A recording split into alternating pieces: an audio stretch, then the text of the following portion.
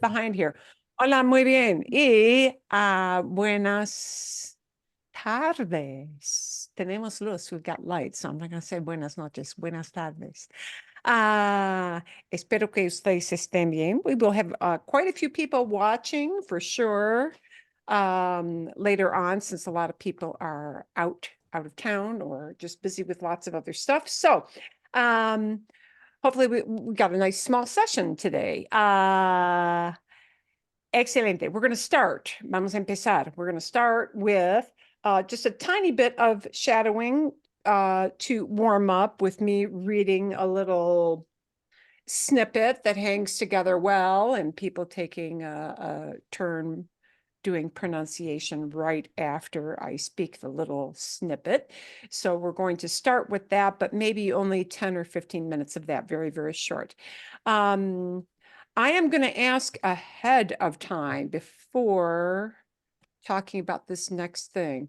I had someone else in a different setting tell me that they felt this video from last week was way too fast and they felt super bewildered. And they was very fast. And they wanted me to walk through it during class.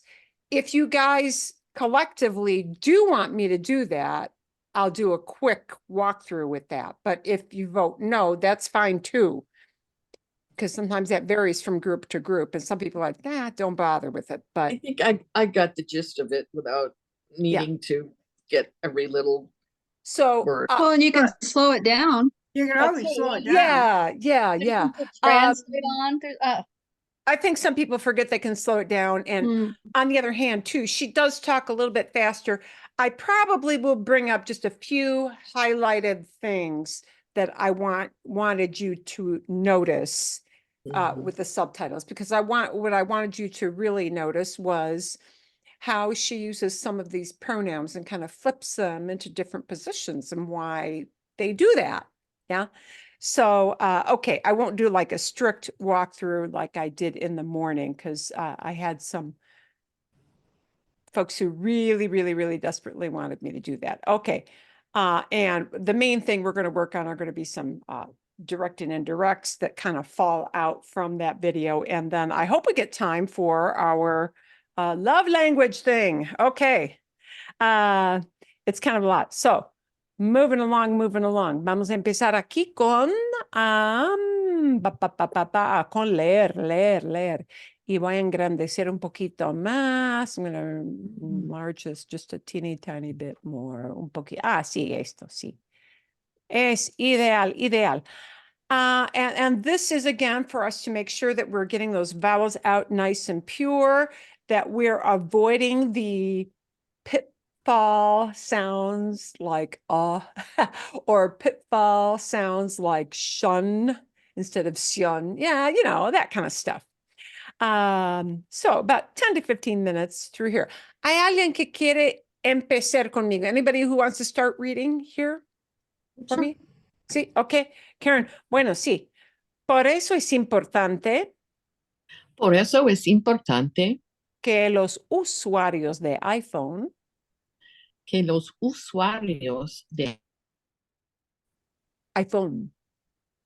iPhone no se traduce. They don't translate that, right? Some of these trademark things don't get translated. Activen una nueva función de seguridad llamada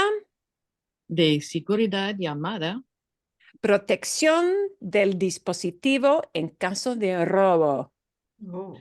Protección del dispositivo en caso de robo. Okay. Que impide el acceso con clave a datos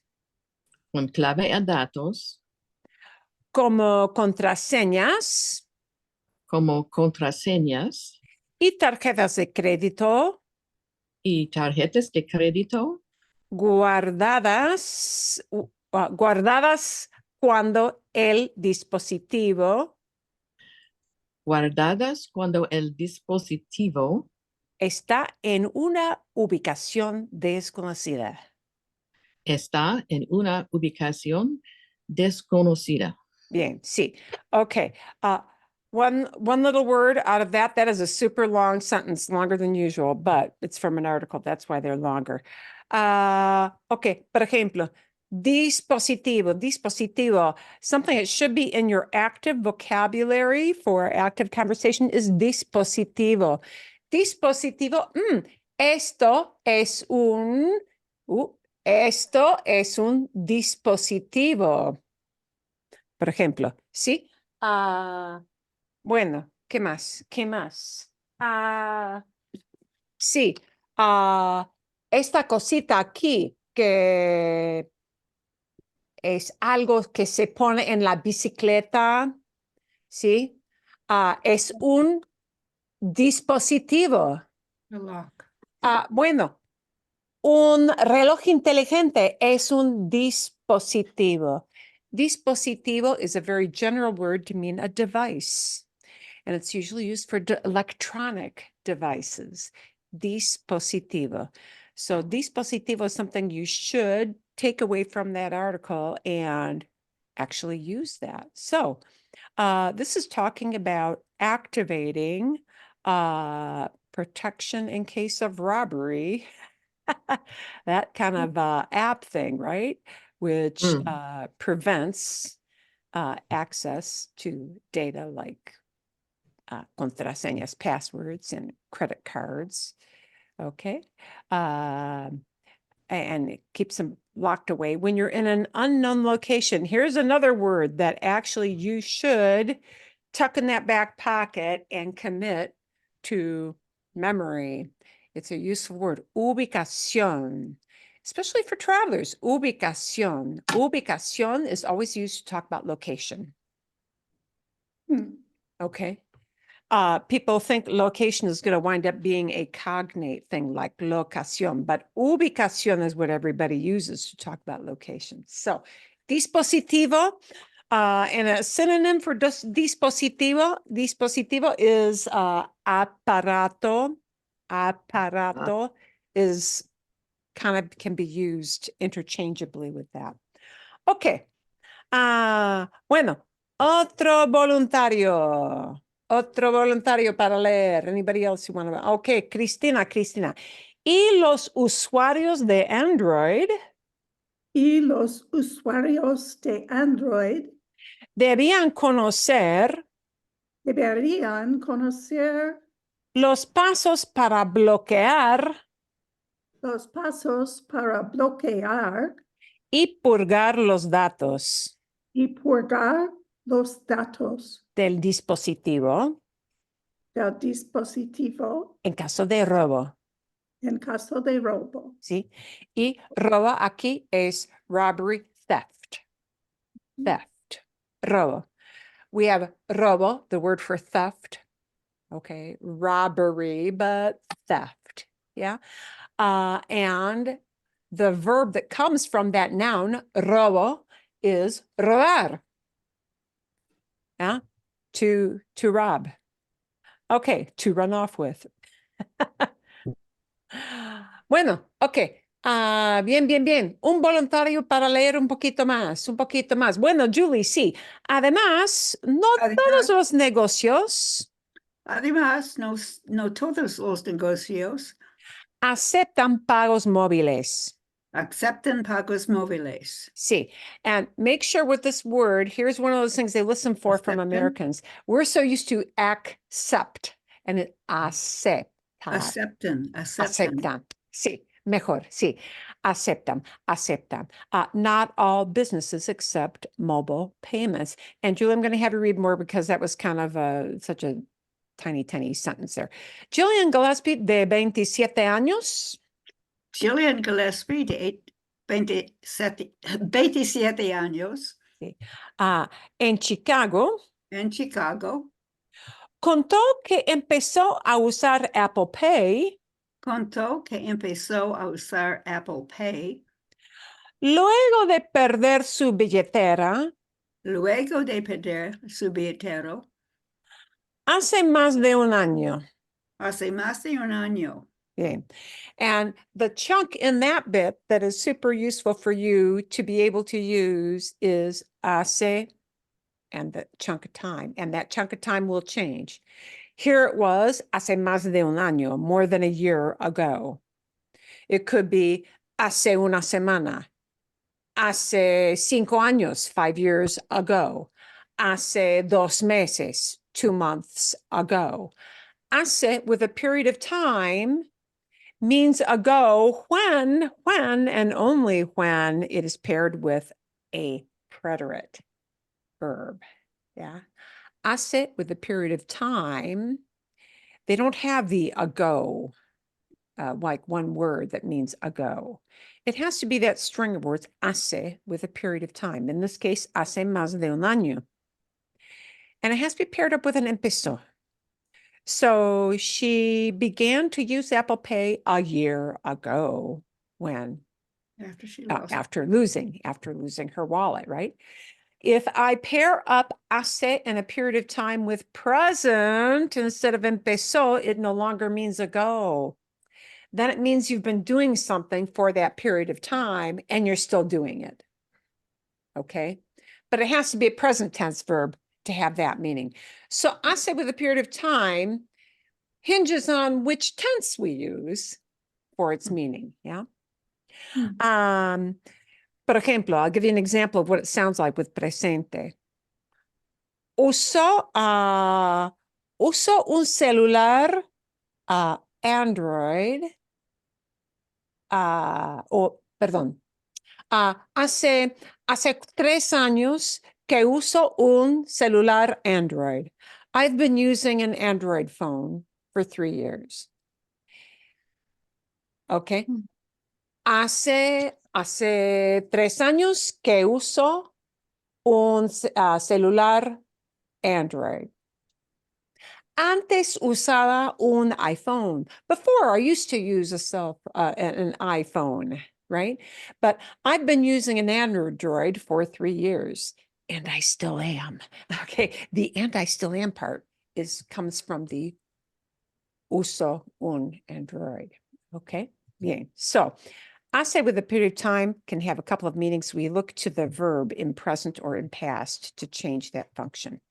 Bueno, okay. ¿Quién? Who wants to take over from here? Desde aquí. Bueno, Pat.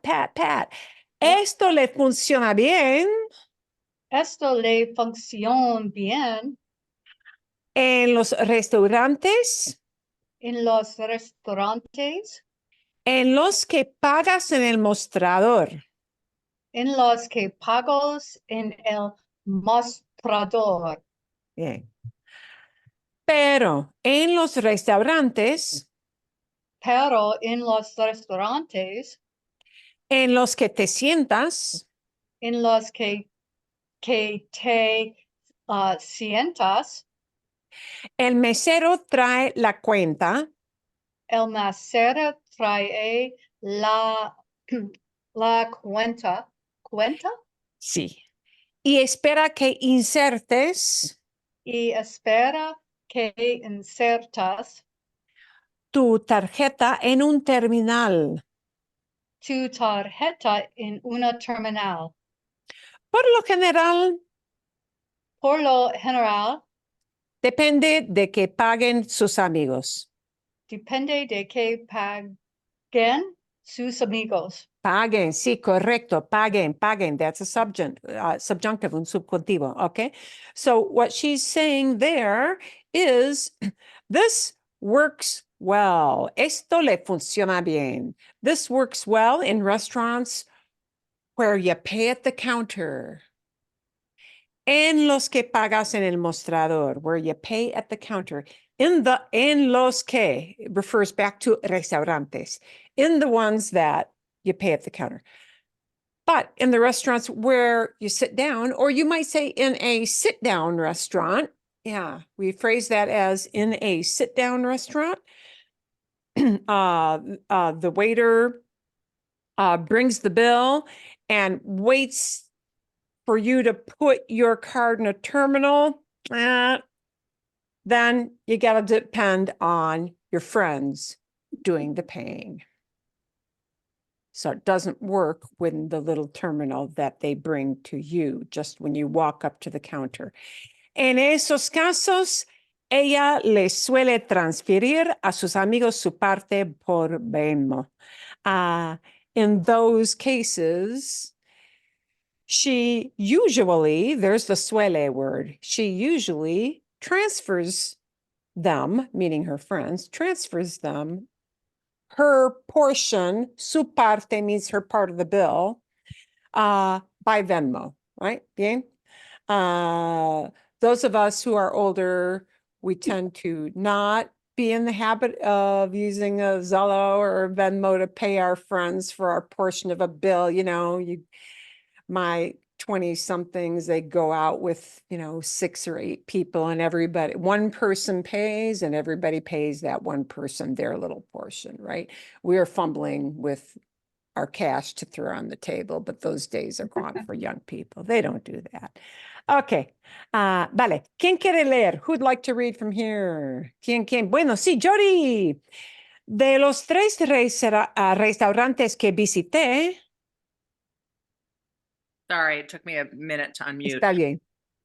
De los 3 restaurantes que visité, Solo uno me facilitó un lector solo uno me facilitó un lector para que usara mi celular para pagar. para que usara mi celular para pagar. Los otros me pidieron Los otros me pidieron una tarjeta de crédito, una tarjeta de crédito, por lo que mi esposa tuvo que pagar. por lo que mi esposa tuvo que pagar. Bien, bien. So, out of the 3 restaurants that I visited, only one. Ooh, what would we say instead of facilitated? Hmm. Lector means a reader, and this means an electronic reader, right? A little machine that'll read something on your Usar. phone. Yeah. When you facilitate something, you make it You make it happen. easy, right? So only one made a reader available to me, made it easy for me to use the reader so that I could use my cell phone. The others asked me for a credit card, and ooh, on account of that, my wife had to pay. Okay, so we've got that. Tarjetas de seguro y otros documentos.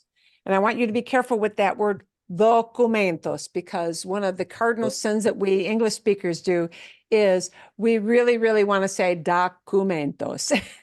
And we do have to pronounce this as documentos, documentos, with that nice o, right? Tarjetas de seguro y otros documentos. Insurance cards and other documents. Okay, ¿quién quiere leer aquí? Who wants to do a little bit of reading here? ¿Alguien? Anybody want to take a turn? I can. Bien, okay, sí, Pat, la otra Pat. Muchos lugares ahora aceptan Muchos lugares ahora aceptan las fotos digitales. las fotos digitales. Okay, and let's try that one word again, digitales. Digitales. Digitales, mejor, mucho mejor, see? Yeah, again, this is another one of those words your brain so wants to say digital, yeah. Digitales, sí. O las imágenes escaneadas. O las imágenes escaneadas. Sí, sí. Imágenes. Yeah, you got one with a bunch of hard ones here, Pat. Imágenes. Imágenes. Imágenes. Imágenes.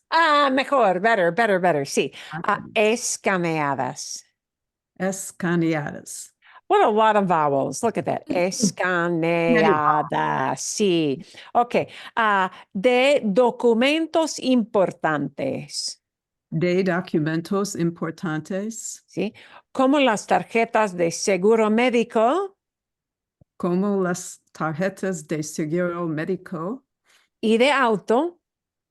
Y de auto. Como sustitutos. como sustitutos del documento físico. del documento físico. Bien, bien, bien. And your documentos, each one got better, better, better. Muy bien, muy bien. Okay. So many places now accept digital photos or scanned images of important documents like your medical insurance card or your auto insurance card as a substitute for the physical document.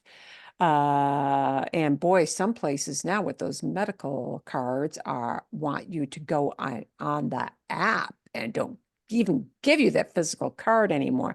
Okay, ¿alguien quiere leer? Somebody want to read through here? Okay, will. bueno, sí, Diana. Algunas aseguradoras, Algunas aseguradoras, incluidas State Farm, Aetna y Anthem, incluidas State Farm, Aetna y Anthem, ¿sí? Proporcionan tarjetas digitales proporcionan tarjetas digitales a través de sus aplicaciones a través de sus aplicaciones que se pueden agregar que se pueden agregar a tu billetera móvil. a tu billetera móvil. Muy bien, muy bien. Okay.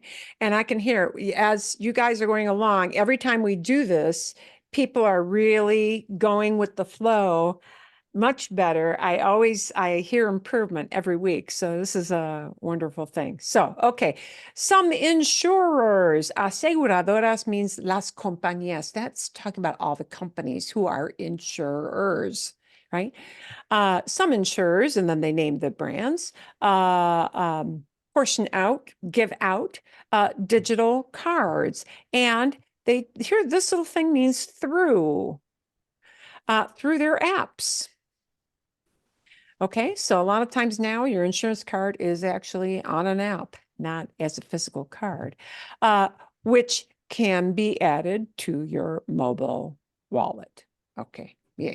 Anybody else want to take a turn reading or somebody want me to finish up here?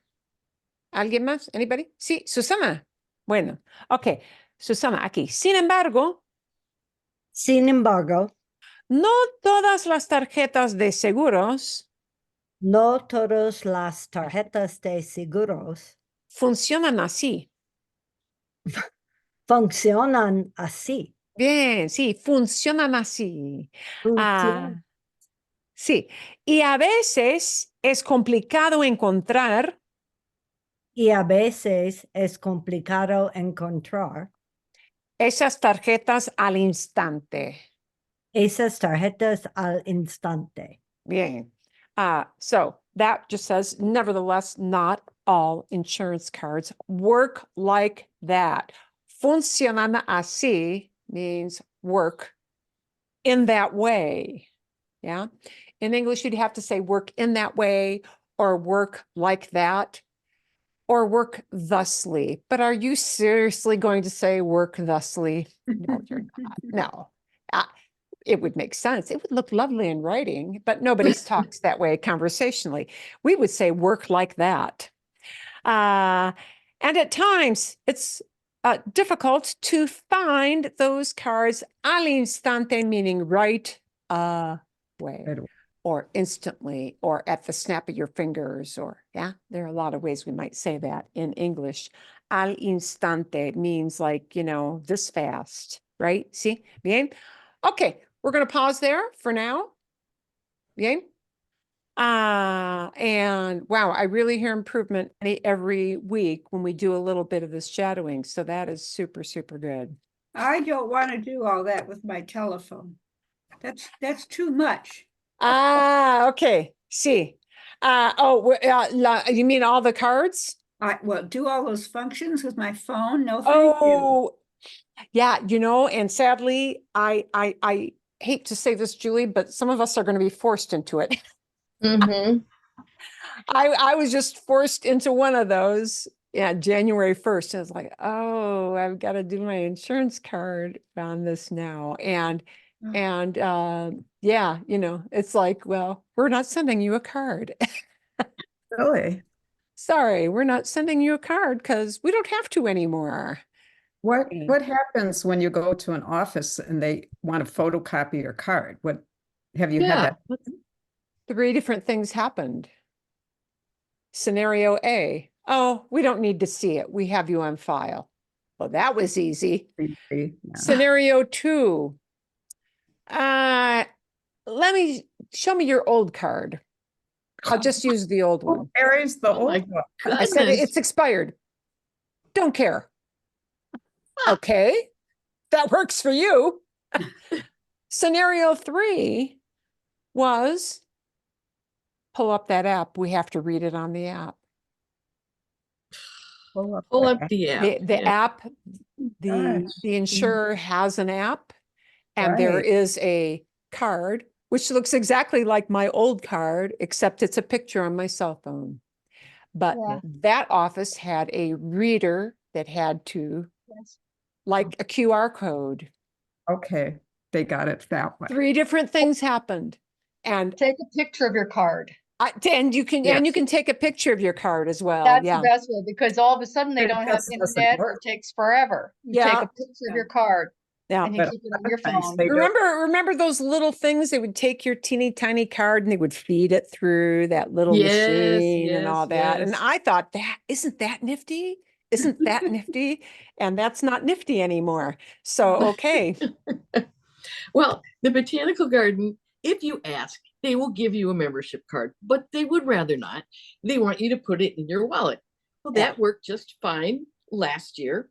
And when I renewed it, it wouldn't go into the wallet.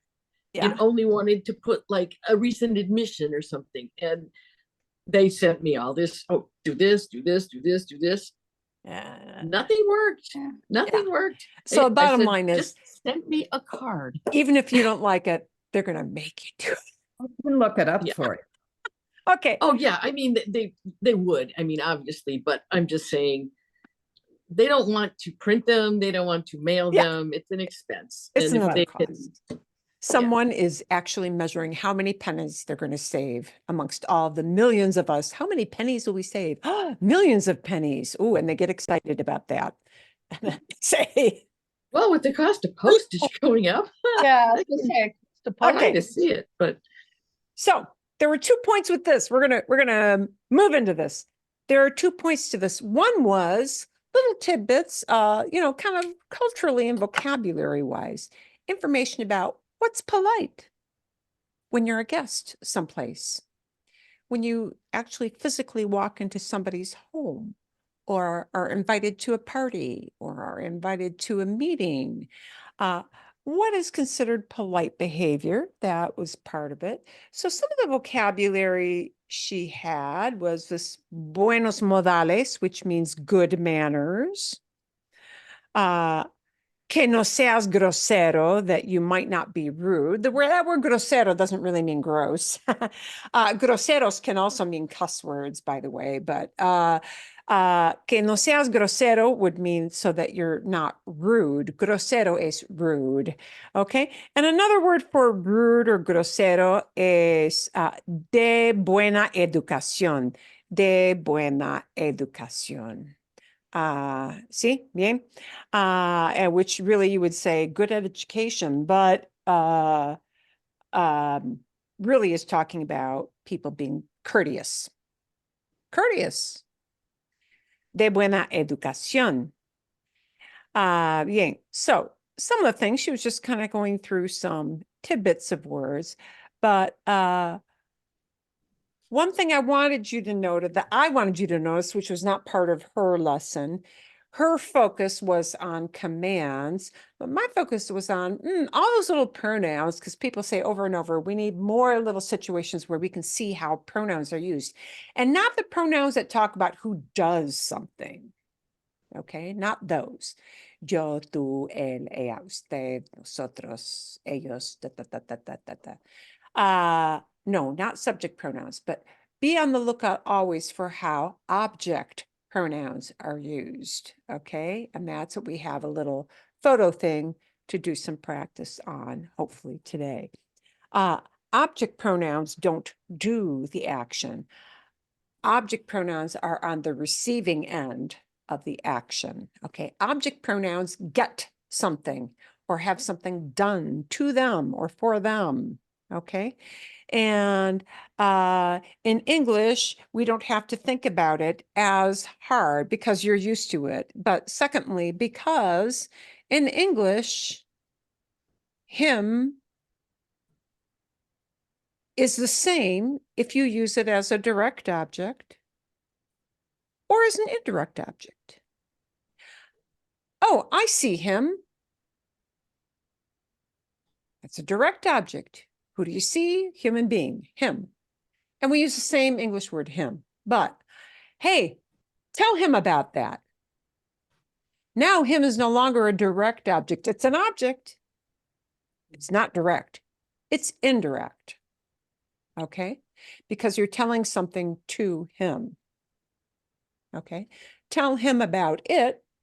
Well, in a very abstract way. What is it? I guess that depends. It might be something very abstract, but him is getting the it. But the indirect him in English and the direct him in English, there's no difference. But in Spanish, it doesn't work that way. And that's why part of the reason why our brains get messed up with it, right? Because we've got this little category of pronouns that receive action called direct objects.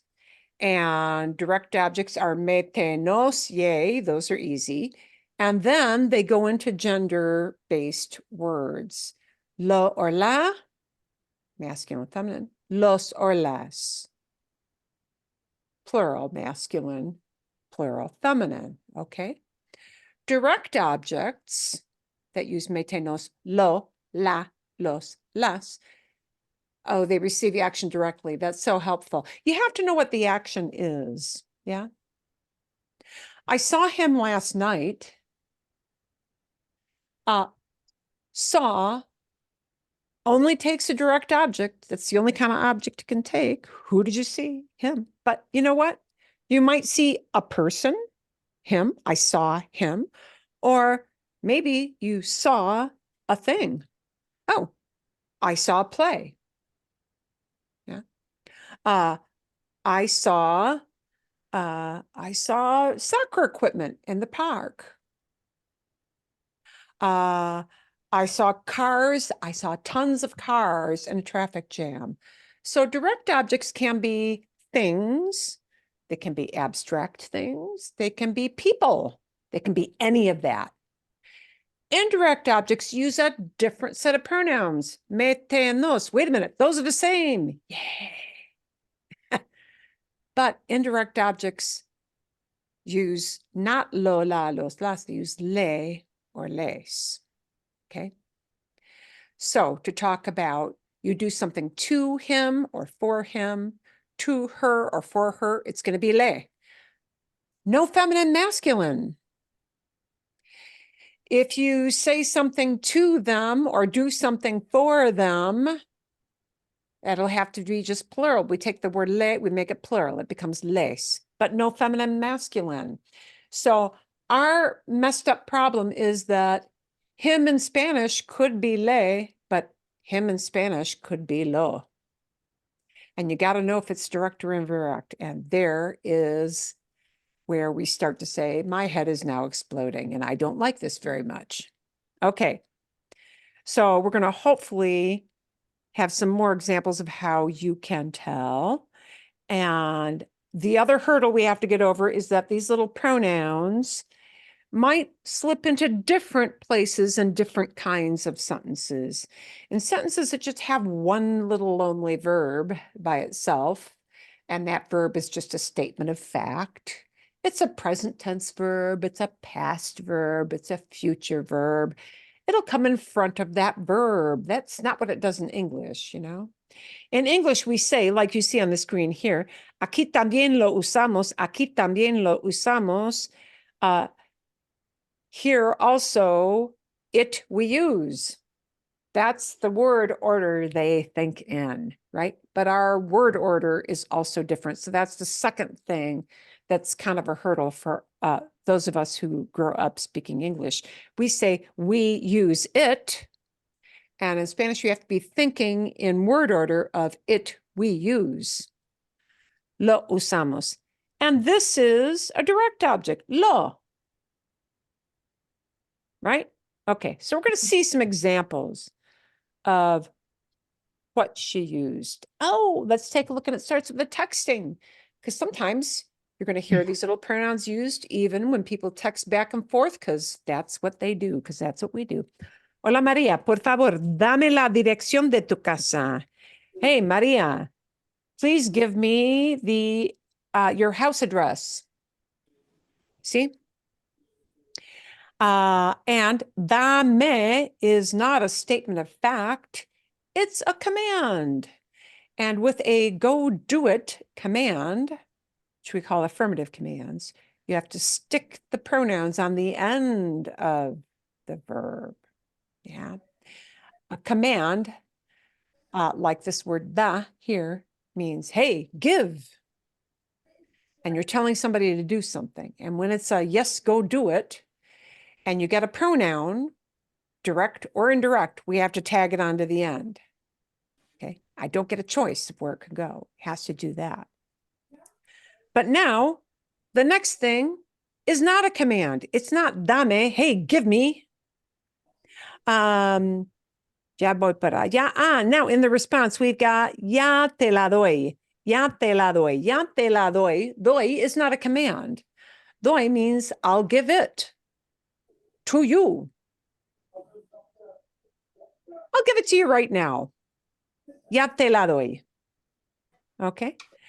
And Does here it we mean switched I've from already dame, a given it? command, to doy, a present tense.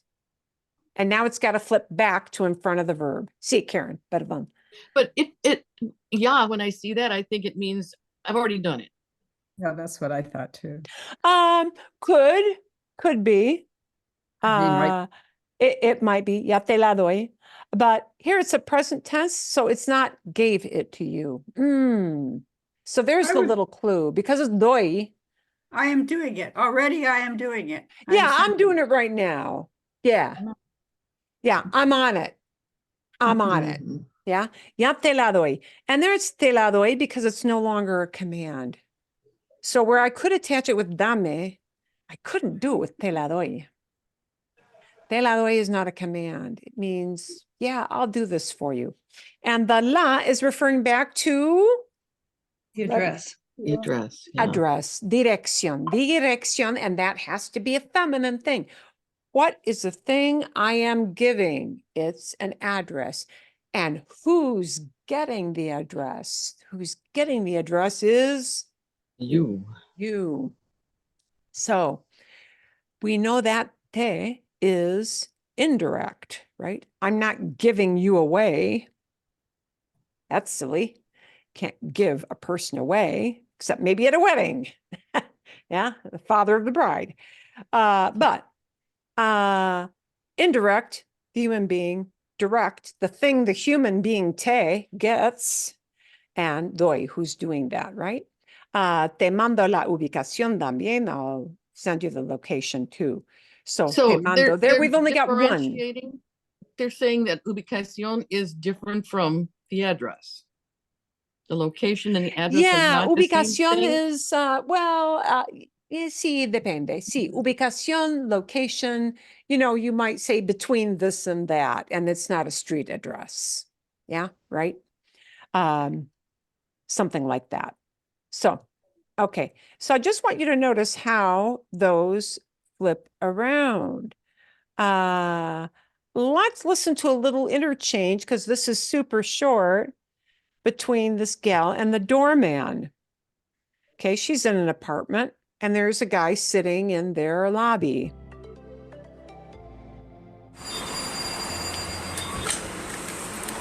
Hola Ramiro, ¿cómo está? Buenas, para informarle que Mónica está en portería. Okay, we'll back it up.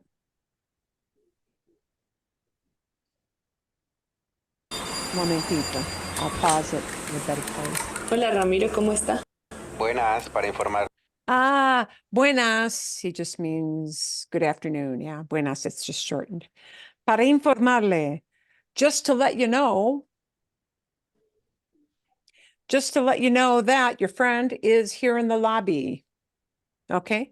And he's got informarle, just to let you know. How do you know that word le means you? Because he's calling her on the phone and he's the door guy and he talks to her politely. The door guy with a lot of the tenants, if, you know, even if they're on a first name basis, he's probably going to treat them with a little higher level of respect. So this informarle is telling you that they're on an usted basis. Or Oh. he is, at least. He's showing respect to her, right? Yeah. Now, for all we know, she might pay a little monthly fee to him, you know, for doing his job there. But just to let you know Dile que Mónica está en portería. that Mónica está en la portería. Portería, you can guess, is a lobby because it's got kind of buried in it a word that almost looks like puerta. Yeah. So portería, even if you don't know what portería means, you know, it looks kind of like puerta. Yeah. So it's reception desk or lobby or foyer. Yeah. Right. So there's another thing, but notice that para informarle, if all I've got is not a conjugated verb, but a plain old infinitive, I may slap that on the end.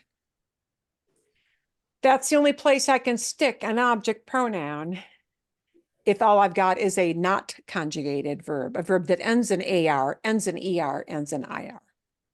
Infinitivo, bien? So notice that sometimes we slap these up on the end of words like commands and infinitives.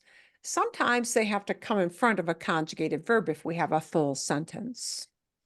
So where all these little pronouns are going to go is going to be, uy, es flexible, it is flexible. It is going to change depending on the situation. See, bien? Okay.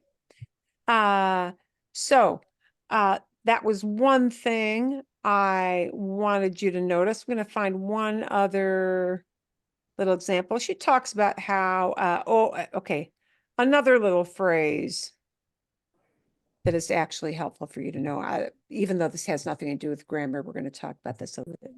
Llegar con las manos vacías. Arriving with your hands empty. Yeah. When you're invited for something formal or a party or a formal meeting or a dinner at somebody else's house, generally you show up with something, which is why she came with the plant. Yeah. Llegar con las manos vacías is arriving empty-handed. We say empty-handed, and they say with the hands empty. Okay. So the little blip she had with the flowers was... Moni, ¿cómo estás? Bienvenida. Gracias por invitarme. Thanks for inviting me. Mira, te traje esto. I bought you this. Or I brought you Ay, están divinas, pero no era necesario, no te hubieras molestado. You shouldn't have bothered. Ni más faltaba. No sweat. Was no problem. That's just a little catchphrase. Ni más faltaba. Don't even think about it. Yeah, we would say, don't even think about it. Don't worry about it. No worries. Yeah. Faltaba. Además, ¿cómo iba a llegar con las manos? ¿Cómo iba a llegar con las manos vacías? How could I come empty-handed? How was I going to come empty-handed? How was I, como iba? She didn't say the yo part, but it's implied because she's talking about herself. Como iba a llegar? How was I going to come with my hands empty? Yeah. So, llegar con las manos vacías, that's a good little vocabulary chunk. But, you know, notice that there are ways that words flip to different order. ¿Me quito los zapatos? Me quito los zapatos. Should I take off my shoes? No, no te los quites. No, don't take them. Oh, you take them. Don't take them off. Negative commands object pronouns come back up in front of the verbs as if it were a regular sentence, like in present or past. No te los quites, don't take them off. No es necesario, no pasa nada si te los dejas. Lo que No pasa nada. necesario, no pasa nada si te los No pasa nada. No problem. Another way to say no problem. No pasa nada. No problem if you leave them. All right, wait, Marilyn, go back to that last bit. Te los zapatos. Isn't te to you? no, No, no you- te los quites. No te los quites. Don't take them off yourself. Oh, yourself. Okay, so Yeah, those two. quitarse is the opposite of ponerse. Ponerse is to put stuff on, and it might be clothing, it could be headphones, it could be glasses, Okay. it could be So it's sunscreen. reflexive at that. The te is a reflexive The thing. te is reflexive there. Oh, look at all those things. It's not even indirect. It's not direct. It's reflexive. Okay, all right, Yeah, there you go. No te los quites, don't take them off. all right. Yeah. I was thinking, this doesn't make sense. Okay, Yeah, don't take them off yourself. okay. Yeah. See, bien. So just notice these pronouns will go in different places depending on what function there is. And Sentar, ¿dónde me puedo sentar? Where can I sit pues down? siéntate donde quieras en el Siéntate donde quieras. Sit down wherever you like. Donde quieras, wherever you may want to. Yeah. But siéntate there is a command. She says, sit down. Is she in fact sitting down now? No, she's standing up. She just got in the door. So siéntate is a command. She's not actually sitting down. She's telling her to go do that. Siéntate donde quieras. Sit down wherever you want. sofá, en la silla de la barra. In la sofá, en la silla de la barra, the stool up here by the bar, En el balcón. out on the balcony. Yeah, okay. So you see, we've already got a bunch of different ways or different places these pronouns can go. So that's another kind of tricky thing, okay? But the thing to remember is that in a plain old sentence, communicating information of what is going on or what happened an hour ago or last year, or last month or whatever, these little pronouns are going to come generally in front of a plain old, what they call indicative verb, in front of a present tense, this is happening verb, in front of a past tense, this happened verb, okay? That's where those pronouns are going to go, but that changes with commands and that changes with infinitives. And that's why it's kind of, well, bewildering, isn't it? Okay, so when it's indirect object, then direct object, the order is typically. Sí, Okay. exacto. So in that, if it's a reflexive, it is the reflexive. Reflexive before all. Okay, all right, that's what I was wondering. Okay, reflexive before all. So there was a handy dandy little thing we used to, I used to make high school kids memorize when they learned double object pronouns. That's what we used to call these, were double object pronouns. So talking about taking off my shoes, me los quito, right? The reflexive comes first of all. And if you've got a direct object, there's the next thing, and then there's your verb, right? Te lo digo, I'm telling it to you right now, whatever it is. It might be a piece of gossip. It might be, you know, something abstract. You're telling a joke, you're telling whatever, right? Then it's an indirect and a direct object pronoun, and then the verb, okay?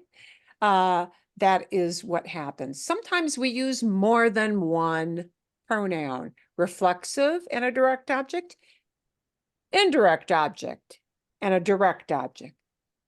It might happen either way, right? It depends on the verbs that you're using. But the order in a plain old, this is a plain old indicative sentence. And all that means is it's something that is conjugated in present or any past or future, right? The order has to be this. Indirect object will come first if you're using two of them. Direct object will come next if you're using that, and then the verb. But if you've got a reflexive, like quitarse, take something off of yourself, then reflexive first of all. So that's the order. Indirect before direct, both in front of the verb, but reflexive first of all. Okay, because some verbs are reflexive, some verbs are not reflexive. So depends on the kind of activity you're talking about. Okay. Okay. So, así. Here was, we're going to take another little snippet, but only a snippet. Out of your other non-storytelling video, this was a really key thing in that whole video blurb about direct and indirect objects. They were trying to kind of convey, how do you know? Him is the same in English if it's direct or indirect, but him is not the same if it's direct or indirect in Spanish. In Spanish, direct him is lo, but indirect him is le. Le. Right? And for a female, yeah, somebody, now again, not doing the action, but receiving the action, direct object, feminine, is la. La. Indirect object, feminine, is still le. So le is a very fuzzy word. It doesn't have gender. It's not gender driven. Lo and la are gender driven. Okay, so what is really key for us to knowing is it lo, la, le, which the heck word do I use? I'm ready to go blah, blah, blah, blah, blah, blah, and cuss my head off. Okay, instead of doing that, we have to get used to certain words do trigger, you could say trigger, do lend themselves to using indirect object pronouns. That's what the IPO means, indirect object pronouns.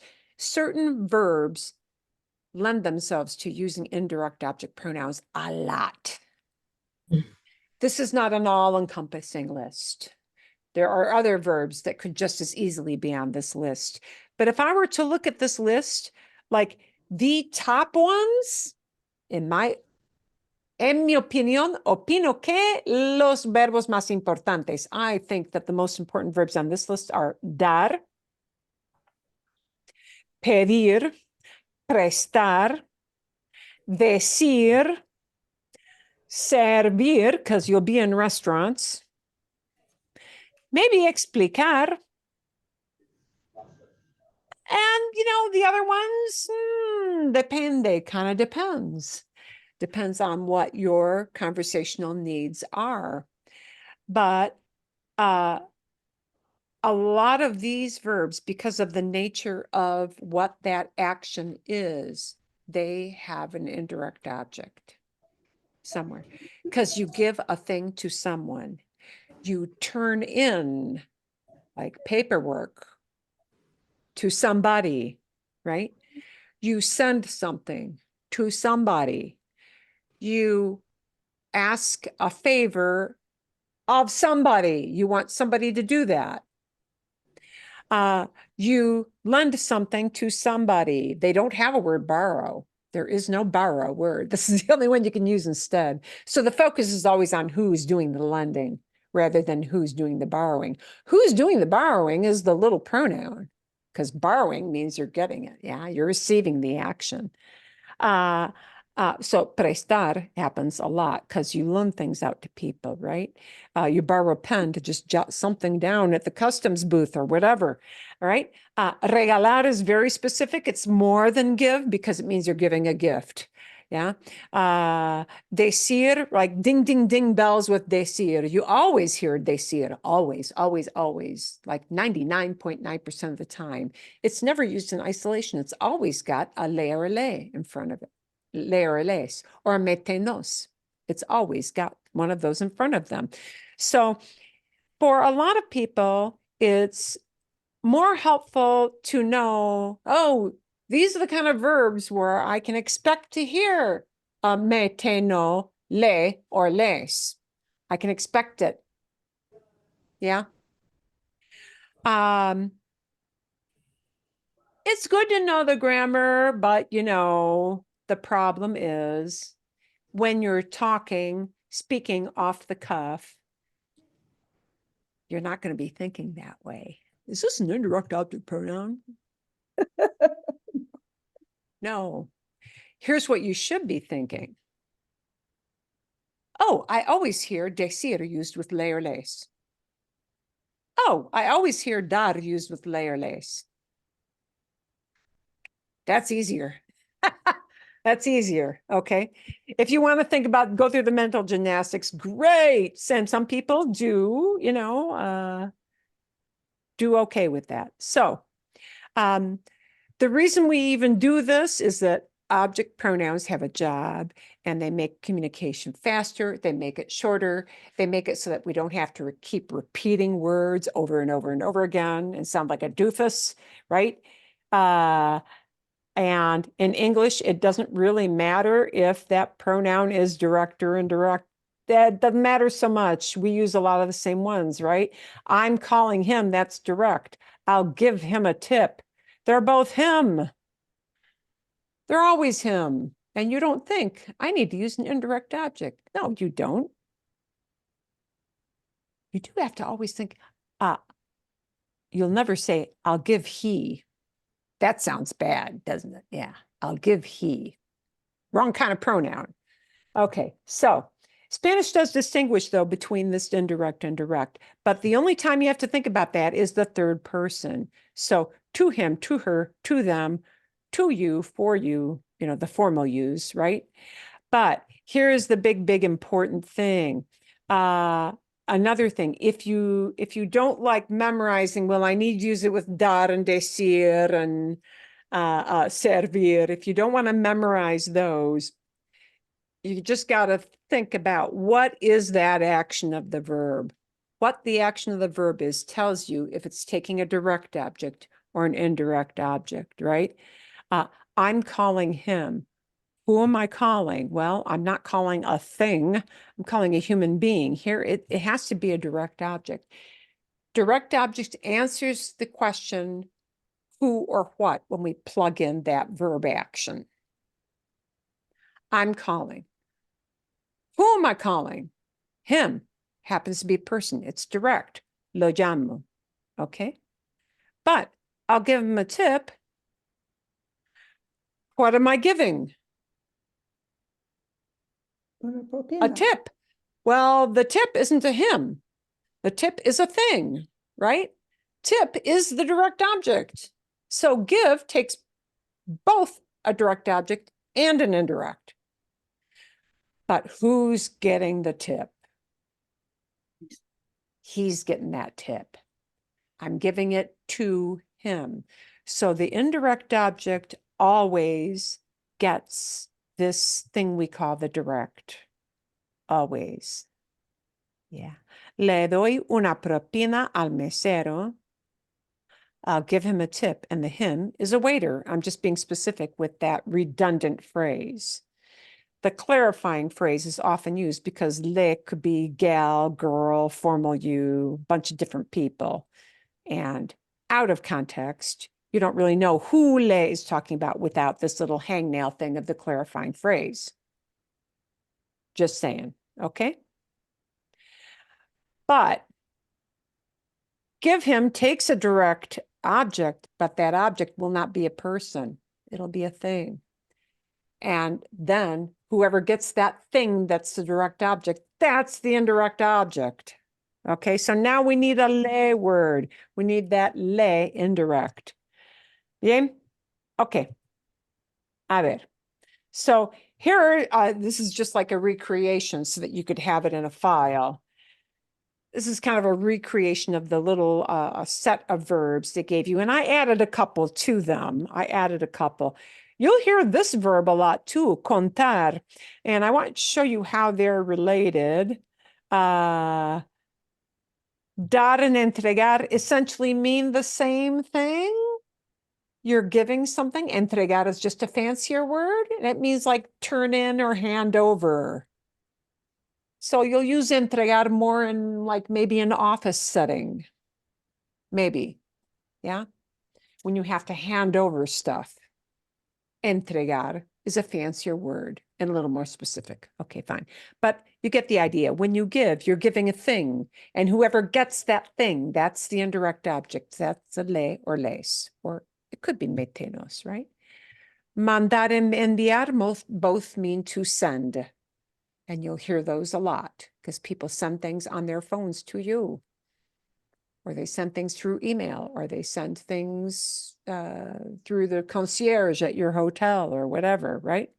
Regalar is just more specific of dar. It means giving a gift.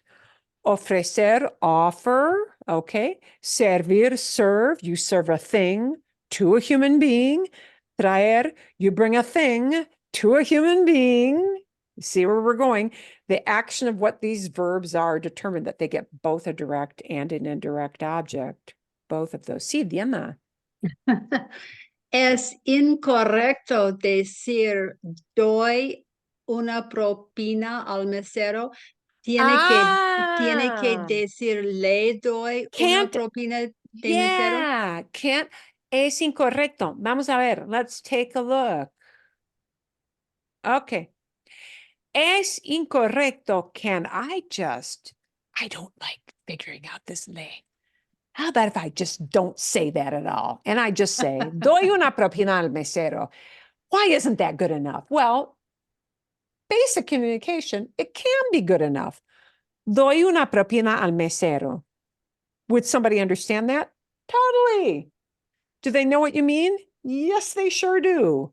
But what they expect to hear is that word. le That's doy. all I can tell you. Okay. Okay. So here's what I'm going to tell you. It sounds a little off for them to not hear that. It's not grammatically wrong.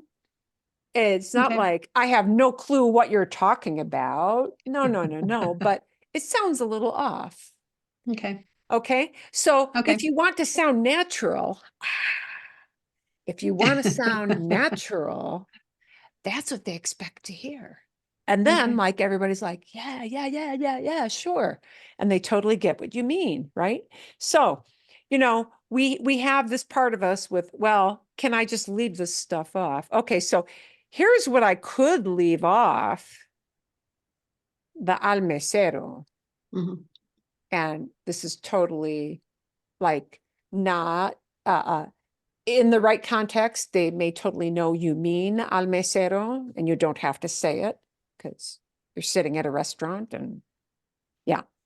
And your friend knows they're not giving a tip to your friend that you're eating with. So it's kind of, es obvio. Es obvio, no? Okay, bien. So can you leave off the le? You could leave it off, but it sounds a little off. Okay, so here is where we start to struggle. Lo, la, los, las, the direct object pronouns, they can refer to both people and things. And that happens a lot. And the only way you know is, from the way the conversation rolls. And the only way you know is from the action of that verb. I see somebody or I see something. Nobody ever phrases that as I see to him. I see to her. Now, you either see something, that's direct. What's the action? See. Who do you see? A person. Oh, I don't see a person. I see a thing. Well, fine. Right? So, lo, la, los, and las can be people, can be things. And le and les, like 90% of the time, they're going to be people. And I say 90% of the time because you always run into that odd example. Like, I paid my fee to the bank. The thing I paid was a fee. Who got the fee? The bank. Is the bank a human being? No. So there's that 10%. I paid my fee to the bank, right? But most of the time when we chit chat, 90% of the time, les, they're going to talk about human beings. That's it. Boom, right? But that human being always gets one of these direct objects. It gets something. It may get a physical thing. It may get an abstract thing. You know, like a piece of information that you said. Okay, words that fall out of your mouth when you talk to somebody. They're not physical things, but they're direct objects. Okay, so the key thing is if you're clear on whether the human is receiving the action as a direct object or, you know, yeah, be clear.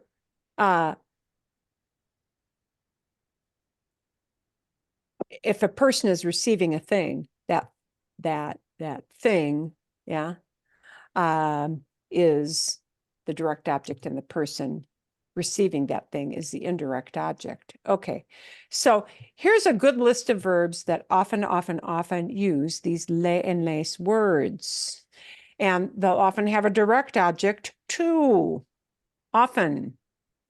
So let's see if we can put some of these to use. And we're just going to see some examples here. And then I hope you can make some examples after this. Tengo que engrandecer esta otra cosita. Uy, un momentito. Voy a mover las fotos. I need to move my photo. Si quiero hablar de las dos chicas que están hablando. I had contar, telling a story, telling a lot of information. Yeah, that's contar. And chisme means gossip. Le cuenta el chisme, le cuenta el chisme, le cuenta el chisme depicts what's going on here. Le cuenta el chisme. She's telling her the gossip. The thing she's telling is el chisme. Okay, but who's getting the tidbits of gossip? Her friend is, right? Le cuenta. Here's the gal up here who's getting the chisme. She's on the receiving end. She is what we're calling this word le. Le cuenta el chisme. You know, I might have a pronoun or a person's name in front of that. Anita le cuenta el chisme. Anita tells her the gossip. Por ejemplo, okay?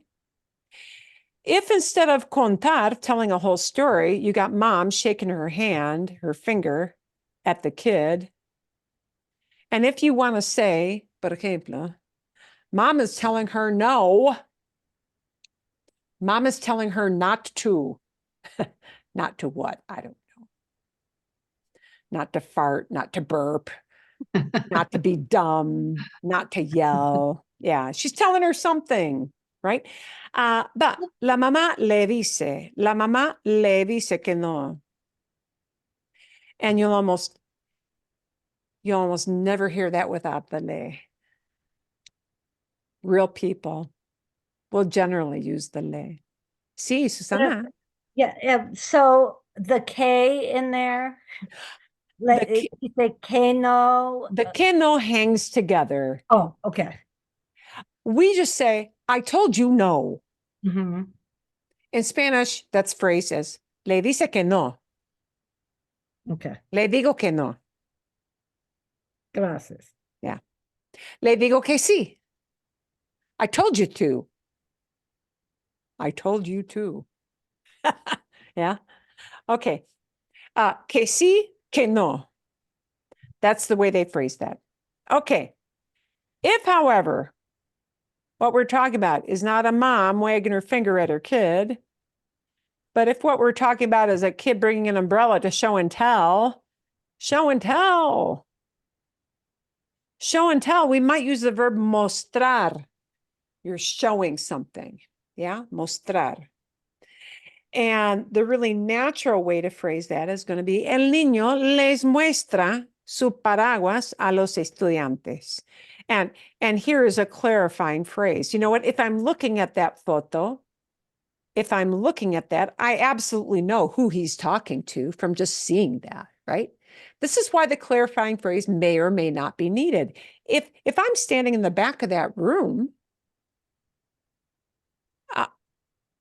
I don't need this clarifying phrase. I don't need it at all. You're probably going to drop it if I see what's going on, because it's understood visually. El niño les muestra su paraguas. Or les muestre, ¿sí? El niño les muestra su paraguas. Me gusta la palabra paraguas. Paraguas? As opposed to parasol. Parasol would be a parasol. Oh, that's for the sun, yeah. Yes, and this is paraguas. Paraguas. Paraguas, sí. That paraguas, sí, it stops rain. It stops rain. Parar means to stop. It stops water falling on your head. So, les muestra. And this, we're not even getting into the command thing yet, right? We're just saying, oh, this is what he's doing for his show and tell. Les muestra su paraguas. Okay. So there are 3 little examples, and visually, if I give you a verb, you can tell probably which verb is going to sub in. So let's see if we can do this in the next bit. Okay. If I've got a guy writing on his computer, see, este hombre aquí tiene un programa de email y he's going to write. And he's got to write to everybody in his group. See? Todos sus colegas. Todos sus colegas. So let's grab escribir out of there. And let's say he's writing the information to them. Les escribe. Les escribe la información en un email. He's not putting it on a paper. Yeah. Les escribe la información en un email, ¿ok? Y aquí, porque está en computadora, we don't have that visual like the kid in the show and tell kindergarten room. So, you know, you're going to assume it could say les escribe la información a los clientes, a sus colegas. Así. You know, you might need to define it because I can't visually see that, right? So that, un ejemplo. Okay, let's take traer, bring. And here you got some people who've arrived. Oh, and y no llegan con las manos vacías. They're not arriving with their hands empty. So, así, ¿cómo se dice? How would we say they're bringing her flowers? Le Le traen trae las flores. las flores. Le traen, and the traen has to reflect that I've got 2 people. Yeah. See, les traen. Flores y qué? Hmm? Flores y qué? What does Y he? Flores, regalo. flowers. And what? He's got Un something else. regalo. No sé. Candy. Quizás son dulces, Y ¿sí? un regalo. Un regalo. Les traen les traen. Ok, vamos a cambiar esto un poquito. Les traen flores Y y dulce. caramelos. Dulces. Okay. Okay. Y caramelos y dulces. Bien. Y chocolates. Bien, perfecto. ¿Sí? Le traen flores y caramelos. Okay. The thing they're bringing is nice little stuff. But who's getting that nice little stuff? She is, and it's le. Okay, sí, Jody. So my question is, if you were gonna then add the other object, would it be then se los traen? Ah, Am I right? Is that right? sí. What Okay. if I take flores y caramelos and I turn it into a direct object and I want to use two, not one, but two? If I want to do that, then you might think it would be okay to say le traen, le los, right? Because I've got flores feminine and caramelos masculine, the masculine overrules and that takes over. So it becomes a los word, right? You might think it should be le los traen. But lelos, bleh, lelos. We don't like that. So if it were melos, it would be great. If it were telos, that would work. If it were los, that would also be great. But we can't lelo and we can't lelos. So that is when that little word le or les turns into the word say. How confusing is that? Mhm. And that word say is the most confusing word in the whole language. Because say's got like that many different uses. I have probably more. I just don't have a definitive list. Yeah. But so that means say can substitutes in for le, and say also substitutes in for les. So say los traen, the los is all the stuff they got in their hands, you know, but the se can mean to her, to him, to you, usted, to them, all gals, to them, all guys, to them, mixed group, to you guys. Well, okay. So se, muy confuso, very confusing. There, because I got a picture, not confusing. Visual, not confusing. You're not going to hear the, se los traen a su vecina. Okay, maybe a su vecina. Maybe you don't know that she's a neighbor, right? A su hermana, their sister. See? A su prima, their cousin. Okay. Bien. So we could, because se can fill in for so many different human beings, not unusual to hear that, but because we have a visual, we absolutely know this lady's on the dealing end. So you know what? They'll get rid of it if you got a visual. Es obvio. Right? It's when you have a word with no context, right? A sentence with no other context that we have to add these off phrases. Bien. So if I want to use two, yes, that will happen. Le or les can turn into se. Okay, let's take regalar. Regalar. Le regala. Ah, Regalo. and let's take regalar and let's pop that into, let's say he's giving her something special. Obviously, it's a gift. He's giving her something special. So, oh, the dad, el papá. El papá Le, Le regala. regala, le regala algo especial. Mm. Ah, he's giving her something special. You're right. You could say he's giving it to her.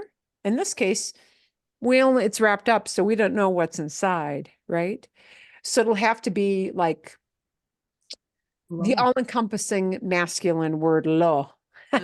Yeah, because I can't see what's inside. Okay, it's a gift, regalo, you could say that, but you know, the regalo is something more specific. El papá se lo regala. Se lo regala. And the se here means to her, right? The lo is whatever is inside this box. Yeah, algo especial, something special. Bien. Okay. I could say el papá le da, gives her, give. But then it's not necessarily a special occasion thing if it's just da. Right? That regala is like, you know, special occasion thing, right? So here's a non-special occasion thing. Dinero. You're just handing over some cash. ¿Sí? Efectivo, efectivo. So we're just going to take a plain old, because this is obviously not a gift. It's just a $10 bill. Bien. Le da $10. Sí. El hombre. I don't know who's giving what to whom. El hombre le da $10. ¿Sí? Mhm. El hombre le da $10. The man's giving her $10. Okay. Vale. Se lo da. Bien. Okay. Bien. Bueno. So because we have a visual, these clarifying phrases, well, here with the computer might be necessary, but with the other situations, not as big a deal, right? Here, because we had a visual, not necessary to say a los estudiantes, but you surely can, right? Here, you only need an a, maybe if you want to know the name of the girl she's telling it to, or what their relationship is. See, a su mejor amiga, her best friend, or su hermana, her sister. Yeah. A Leonor, maybe you want to, you know, give her a name. So that clarifying phrase is only necessary in certain situations. Vale, bien, perfecto. Aquí, we don't have a borrow word. So we're going to snag this word here, prestar, and see if we can talk about this little pencil here. And let's make it an I'm giving, I'm loaning. Okay. I'm loaning. Le presto. Le presto. And so. El lápiz. Le presto un lápiz. Bien. Le presto un lápiz. Bien. Le presto un lápiz. Le presto un lápiz. Ooh, I can't see a face on that person, so I don't know who that is. Yeah. Le presto. So maybe I want to give that le person some more definition. See? A mi A mi amiga. amiga. A mi amiga. Bien. See?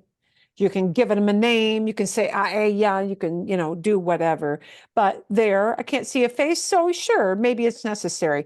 Oh, let's take preguntar, preguntar. And that means not to ask for, but to ask about something.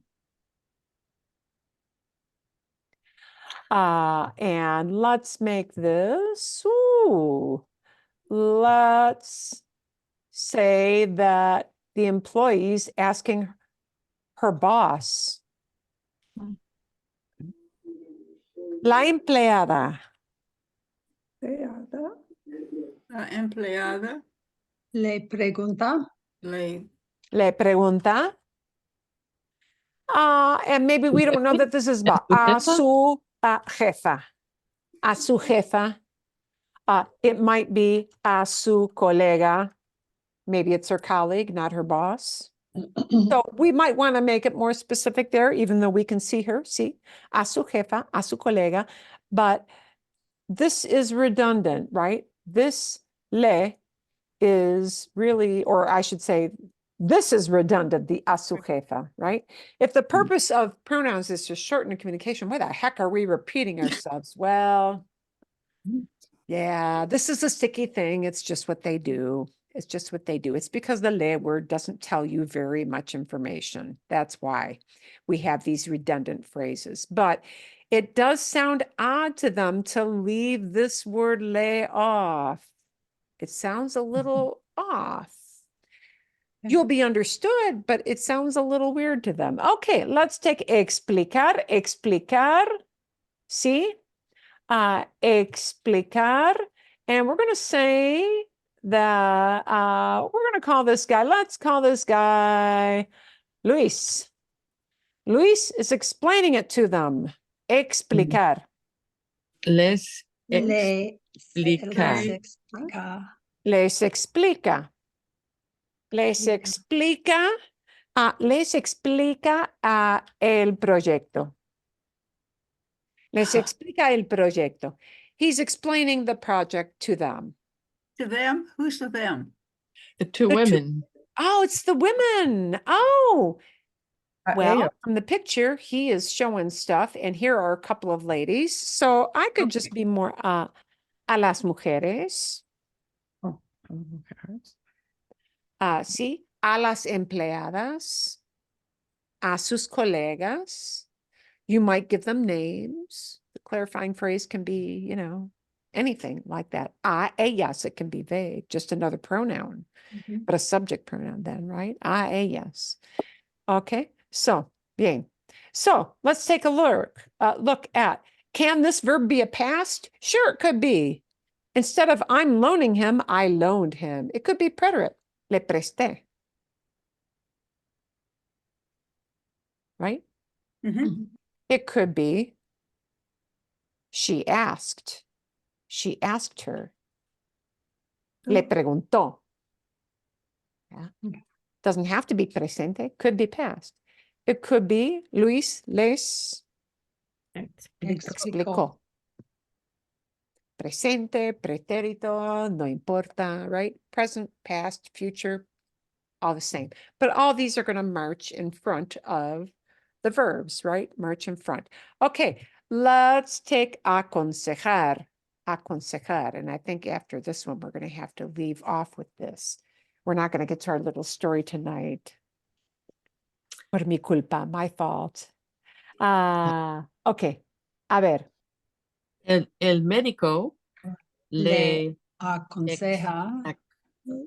El Sí. doctor? El médico o el Le- doctor, no importa. El médico le aconseja, Deja. Yeah. sí, le aconseja. And well, is it obvious who he means by le? Sí. Aquí, visualmente, sí, es obvio. Here it's obvious. So you may not have an phrase there. El médico le aconseja que tome medicamentos. Sí. ¿Sí? Bien. The doctor advises her to take medicine. ¿Sí? El médico le aconseja que tome medicamentos. And okay, this one may be a little problematic because that's a subjunctive. He's telling her to take medicine. Is she doing it right now? No, she's not. So he doesn't know. Will she do it? Will she not? Will she be a good girl? Will she blow that off? Don't know. So that's why it's subjunctive, because it hasn't happened yet, right? He's advising, but le aconseja, le aconseja. So all of these, if you leave off the le, you get the basic information across, but it sounds a little off without the le or without the les. ¿Entienden? ¿Ya? ¿Sí? ¿Entienden? Okay, perfecto. We'll follow up with these next week. And I apologize, we did not get to our fun little guada thing. So we'll take these questions next week, right? La lengua del amor, el lenguaje del amor, love language, what we do for love language. So we'll have to fold that over to next week. Talk about talking fast. She was something else. Oh, yeah, she does. So here is one. If you have forgotten, what you may want to do is please know that this little gearbox, which is your settings box, it will control not only that you want the subtitles in, well, you sure don't want them in German, in Spanish, but it also has that speed. So if you need to slow her down, never go below 0.75. Because otherwise it sounds like molasses coming out of people's mouths. And then it's almost harder to understand. Yeah, it's like something out of sci-fi movies when they slow down time and everyone talks like that. No. Yeah, well, she tired me out. I mean, that woman's on something. Yeah. Love how Es she el amor. You know, some people say that Spaniards tend to talk faster than Latin Americans. I don't think I believe that, actually. My son thinks so. But she did have a Spanish accent. oh, yes. She has Oh, yeah. a very So this thing, yeah. Gracias. Gracias a todos. Yeah. She has a very Spanish accent. But this was a very cute thing because it's a theme that people can talk about a lot. So, okay. Entonces, sí, la semana que viene, espero que ustedes puedan expresar ideas de cómo expresamos el amor. ¿Cómo expresamos el amor al esposo? ¿Cómo expresamos el amor a la esposa? ¿Cómo expresamos el amor a los hijos, a los nietos, a los vecinos, a toda la familia, a todos los amigos, etcétera, etcétera? Are you a person who craves touch, a person who craves doing stuff for people, a person who craves giving stuff to people, lo que sea, whichever. Hearing sweet nothings. Sweet nothings, yeah. Yeah. And next week we'll have a fun little video on different ways to talk about sweetie. Sweet. How do you say sweetie? Well, you don't say take the garbage out. Yeah. Yeah. We She say, had a fun it's thing on it. time Take to the put the garbage out. recycling out. Yeah. Take the recycling out. Rawr, rawr, rawr, rawr, rawr. Yeah. Okay. Bien. So we'll leave that for next week. I'm going to give you just a fun little listening thing because we have leftover stuff and you may need more time to process this or come up with some more examples or some more questions. I'm not going to be heavy on the grammar thing, but you're going to get a very fun video on being a lefty. Oh. And I'm not talking politics. What Un are you zurdo. Zurdo, Z-U-R-D-O. And I think does he pronounce it zurdo? Because he's from the south. So I think he does say it as zurdo. In the south of Spain, they would say zurdo. Guada, oh no, Guada is actually from that same area. No, Guada would say zurdo. Zurdo. What is it? Left-handed person. Well, I'm one. One? I'm left-handed. Anybody else? Oh, sí. Okay. Oh, es perfecto. Okay, so this is perfect because you're going to totally relate to all the difficult things. Yes, like having to turn the door handle the wrong way. And I got to admit, there were things this guy talked about being left-handed. I had no clue because la mano diestra, la mano derecha. Sister. See, yeah, depende. You know, and I thought I kind of knew a lot about that because I would have lots of left-handed students and I didn't care which hand they wrote with, you know, but, you know, there were way more things I thought about that can be challenging, I'm sure. So it'll be a very fun video and you'll be able to, you won't have grammar questions, many. Did you know that spiral notebooks are always on the left so that we hurt our hands? That is exactly one of the things he talks about. That is one of the things he talks about. I used to have a kid who would say, if I turn it opposite, do you mind reading it the other way? I don't care. No me importa. I don't care. Yeah. So, okay. ¿Todo bien? All good? Okay. Muchas gracias. So we'll do some more examples with that, and we'll do some examples with changing the same things we used to the different scenarios of when you tag it on the end, when you keep it in front of the verb, all that kind of stuff. So we'll check that out next week. Fantástico. Okay. Entonces